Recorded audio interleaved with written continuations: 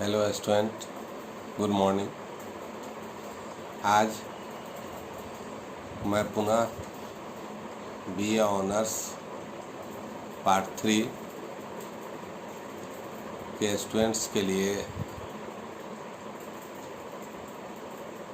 पूर्व में बताए गए बातों के अनुसार, जिसमें हमने व्यवहारवाद पर चर्चा की थी, अब उस क्लास को आगे ले जाते हुए मैं पेपर 6 के सिस्टम ऑफ साइकोलॉजी या हिस्ट्री ऑफ साइकोलॉजी में उत्तर व्यवहारवाद अर्थात उस व्यवहारवाद की चर्चा आज हम करेंगे जिसकी उत्पत्ति वाटसन के व्यवहारवाद के स्वरूप में हुई। मूलतः वाटसन ही व्यवहारवाद के जनक थे, परंतु व्यवहारवाद में कुछ अंतर लिए हुए व्यवहारवाद को कुछ अन्य मनोवैज्ञानिकों ने वाटसन के बाद उसको आगे बढ़ाया, जिसे नियो बिहेवियरिज्म या लेटर बिहेवियरिज्म या पोस्ट बिहेवियरिज्म के नाम से भी जाना जाता है।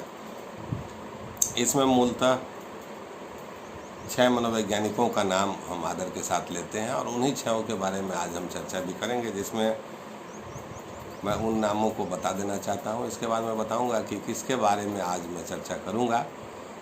पहला नाम है एडविन आर गथरी, दूसरा नाम है क्लार्क एच हल, तीसरा नाम है BF स्किनर, चौथा नाम है EC टॉलमैन, पांचवा नाम है JR कैंटोर एवं छठा नाम है A बंदुरा।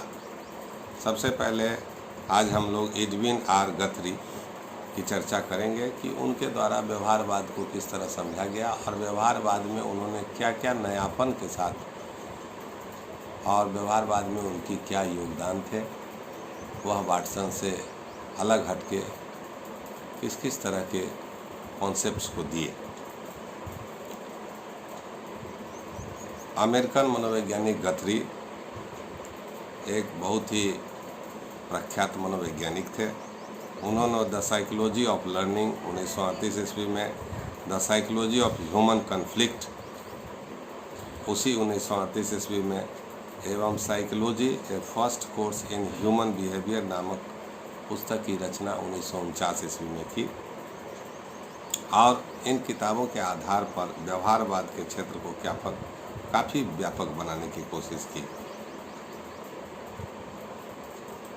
उनके इन विख्यात कार्यों के लिए अमेरिकन साइकोलॉजिकल फाउंडेशन ने उन्हें गोल्ड मेडल देके भी पुरस्कृत किया था। गथरी ने सीखने के प्रभाव के नियम को नहीं माना था और उन्होंने सिंगल ट्रायल लर्निंग की बात की थी। गथरी ने सीखने के अभ्यास के महत्व को अस्वीकार किया। हालांकि उन्होंने थॉर्नडाइक के शिक्षण के सिद्धांत को माना था, लेकिन अभ्यास के नियम को उन्होंने अस्वीकार किया था।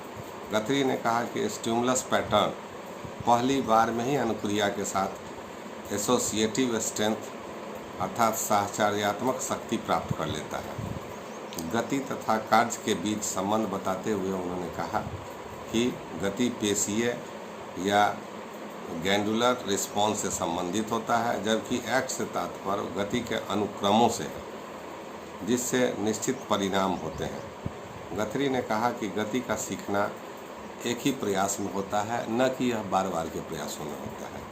पहला बार जब कोई आदमी किसी सीखने उद्दीपन के अनुक्रिया के रूप में किसी चीज़ को सीखने का प्रयास करता है तो वह पहले बार में ही शिक्षण को कर लेता है या उसकी अनुभूति हो जाती है। हालांकि गथरी के इस सिद्धांत की आलोचनाएं भी की गई है। अब हम गथरी महोदय के दूसरे कंट्रीब्यूशन पर चर्चा करेंगे, जिसमें उन्होंने मोटिवेशन के दो पार्ट रिवार्ड एंड पनिशमेंट पर चर्चा करते हुए कहा कि पुरस्कार के महत्व को गथरी ने अस्वीकार कर दिया। प्रिंसिपल्स ऑफ लास्ट रिस्पॉन्स का कॉन्सेप्ट दिया कि अंतिम अनुक्रिया नियम के द्वारा ही शिक्षण होता है या कोई भी चीज़ को हम करते हैं। उन्होंने रीइंफोर्समेंट अर्थात पुनर्बनल के कॉन्सेप्ट को नकार दिया। उन्होंने कहा कि रीइंफोर्समेंट का शिक्षण में या अन्य क्रियाओं में कोई खास प्रभाव नहीं होता है। हालांकि उन्होंने पनिशमेंट को आवश्यक समझा और दंड के स्वरूप को स्वीकार किया और शिक्षण में इसकी महत्ता को भी महत्व दिया। अंतिम अनुक्रिया के नियम में लास्ट रिस्पॉन्स को ही प्राणी सीखता है एवं दोहराता है। इस कॉन्सेप्ट को गथरी ने बताया कि अंतिम जो क्रिया होती है उसी के आधार पर व्यक्ति कुछ सीखता है या कुछ करता है। तीसरा कॉन्सेप्ट एक्सटिंक्शन एंड फॉरगेटिंग अर्थात विलोपन एवं भूलने का विस्मरण का था। पैवलव के अनुसार विलोपन एवं विस्मरण का मूल कारण पुनर्बलन या स्वाभाविक उद्दीपन को सीखने की परिस्थिति से हटा देना था। ठीक उसके विपरीत गथरी ने कहा कि एसोसिएटिव इनहिबिशन मतलब साहचर्यात्मक अवरोध का कंसेप्ट उन्होंने दिया। कहा कि जब सीखने के क्रम में किसी तरह की बाधा उत्पन्न होती है और वह एसोसिएटिव नेचर की होती है तो व्यक्ति उसके वजह से पुरानी बातों को भूल जाता है और नई बातों को सीखता है। उन्होंने आगे बताते हुए कहा कि जब कोई प्राणी स्टिमुलस रिस्पॉन्स कनेक्शन स्थापित करता है तो यह प्राणी के याददाश्त में तब तक रहता है जब तक कि कोई नई उद्दीपन अनुक्रिया संबंध उत्पन्न होकर प्रतिस्थापित नहीं कर देती है। चौथे कॉन्सेप्ट आदतों को छोड़ना। उन्होंने कुछ बुरी आदतों को छोड़ने के संबंध में भी कई प्रकार के छोटे छोटे कॉन्सेप्ट दिए, जिसकी व्याख्या करते हुए उन्होंने कहा कि यदि इस नियम को व्यक्ति में पालन किया जाए तो बहुत सी आदतों को छुड़ाया जा सकता है। उसी क्रम में उन्होंने कमज़ोर उद्दीपनों से पुनरावृत्त अनुभूतियों को देहली से नीचे रखते हैं, जिससे पुरानी आदतों को कम करने का कॉन्सेप्ट दिया, जिसको थ्रेशोल्ड मेथड के नाम से भी जाना जाता है। थ्रेशोल्ड का अर्थ सीमा होता है। उन्होंने कहा कि अवांछनीय अनुक्रियाओं को रोकने के लिए स्टिमुलस को काफ़ी कमज़ोर करके प्रस्तुत किया जाता है। यदि हम किसी ऐसी अनुक्रिया जैसे सिगरेट पीने, शराब पीने या अन्य कोई बुरी प्रक्रियाओं को हम छुड़वाने की कोशिश करना चाहते हैं तो उसको उस सीमा तक ले जाके और उसकी शक्ति को कमज़ोर करके हम उसको छुड़वा सकते हैं। यह उनका व्यवहारिक कॉन्सेप्ट था। दूसरा है, उन्होंने बताया कि मेथड ऑफ फैटिग मतलब थकान के आधार पे यदि किसी अवांछित प्रक्रियाओं को छुड़वाना है या उसको कम करने की बात करनी है तो उन्होंने कहा कि मनोवैज्ञानिकों को चाहिए, व्यक्तियों को चाहिए कि उन क्रियाओं को इतनी बार दोहराया जाए जिससे व्यक्ति थक जाए और उसमें काम करने की इच्छा का ही अभाव हो जाए। इस तरह क्रिया को बार बार करने में व्यक्ति में अनिच्छा की भावना, मोनोटोनस या फैटिग उत्पन्न हो जाए, जिससे उस अनुक्रिया का विलोप हो जाए या वह क्रिया मरने लगे। तीसरा था कि असंगत इनकम्पेटेबल स्टिमुलस मतलब असंगत उद्दीपन विधि। इसके आधार पर उनका कॉन्सेप्ट था कि असंगत उद्दीपन को उपस्थित कर पुराने अवांछनीय उद्दीपन को विलोपित किया जा सकता है। अंत में उन्होंने प्रिडिक्शन एवं कंट्रोल के बारे में बताते हुए कहा कि जिस तरह व्यवहारवादियों का कंसेप्ट है कि किसी भी व्यवहार के बारे में हम पूर्व कथन करते हैं तथा उससे नियंत्रित अवस्था में किसी भी प्रयोग को करने की बात करते हैं, ठीक उसी से मिलता जुलता कॉन्सेप्ट गथरी ने भी दिया और वाटसन के ही कॉन्सेप्ट को उन्होंने आगे बढ़ाया। इस प्रकार हम देखते हैं कि गथरी ने व्यवहारिक चीज़ों के आधार पर छोटे छोटे कॉन्सेप्ट्स की चर्चा की, लेकिन इनकी आलोचना भी मनोवैज्ञानिकों के द्वारा की जाती है, क्योंकि गथरी ने रीइंफोर्समेंट के कॉन्सेप्ट को जब नहीं माना तो मनोवैज्ञानिकों ने इनका विरोध किया। दूसरा विरोध गथरी का रिवार्ड और मोटिवेशन का महत्व को नहीं मानने के कारण भी किया जाता है।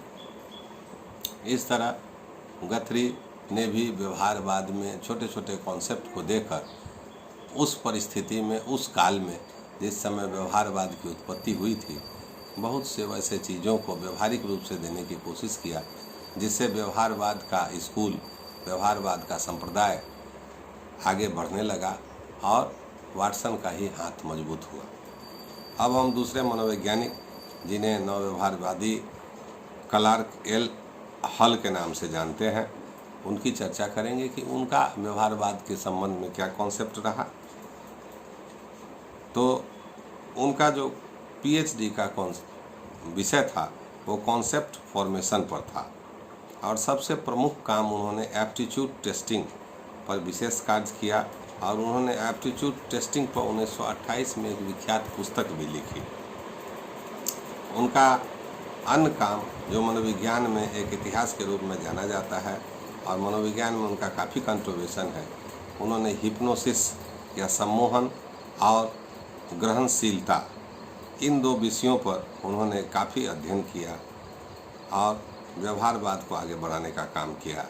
Essential of behaviour 1952, a mathematico deductive theory of rote learning 1921, दो ऐसी किताबें थी जो कि काफ़ी विख्यात उस समय में हुई और रिसर्च डिजाइनर के रूप में हल का नाम बहुत ही आदर के साथ लिया जाता है। कोई भी प्रयोग करने के लिए एक रिसर्च डिज़ाइन की ज़रूरत होती है और वो रिसर्च डिज़ाइनर के रूप में जाने जाते थे। हल ने पावलोव के रीइंफोर्समेंट या पुनर्विलन को स्वीकार किया था, लेकिन व्यवहारवादियों से अलग हटकर, व्यवहारवादी जिस पर बल नहीं देते थे, वाटसन जिसको नहीं मानते थे, वैसे कुछ कंसेप्ट पर इनका स्टडी बहुत ही फेमस हुआ, जिसमें मानसिक रचनाएं, मानसिक क्रियाएं, चेतना का केंद्र, स्मृति प्रतिमाओं को मानना आदि कुछ ऐसे काम थे। चेतना शब्द से ही व्यवहारवादियों को विरोध था, लेकिन उन्होंने चेतना के केंद्र की बात की थी। उत्तेजना अनुक्रिया में साहचर्य की क्रिया पर, उत्तेजना एवं अनुक्रिया में एसोसिएशन का क्या महत्व होता है, इस पर भी इन्होंने काफ़ी अध्ययन किया। इन्होंने मेमोरी के अध्ययन में, स्मृति के अध्ययन में, स्मरण के अध्ययन में इन्होंने एबिंगहॉस के साथ मिलकर काम किया और एबिंगहॉस के कॉन्सेप्ट को इन्होंने माना। एबिंगहॉस, जिसका कि नाम हम लोग बड़े आदर के साथ लेते हैं, स्मरण के क्रम में उनके विचार और हल साहब के विचार मिलते जुलते थे। इस तरह हमने देखा आज दो नव व्यवहारवादियों या उत्तर व्यवहारवादियों का हमने जानकारी आपको दिया कि व्यवहारवाद के क्षेत्र में व्यवहारवाद की विचारधारा को मानते हुए कुछ अलग किस्म के प्रत्ययों को भी इन्होंने दिया। कुछ व्यवहारवाद की पुरानी मान्यताओं से अलग हटकर भी उन्होंने अपना विचार दिया, इसलिए इन मनोवैज्ञानिकों का नाम अमर हो गया और ये लोग नव व्यवहारवादी के रूप में जाने जाते हैं। अब हम लोग नेक्स्ट क्लास में अन्य जो 4 नव व्यवहारवादी हैं उनका अध्ययन करेंगे। तो बहुत बहुत थैंक्स।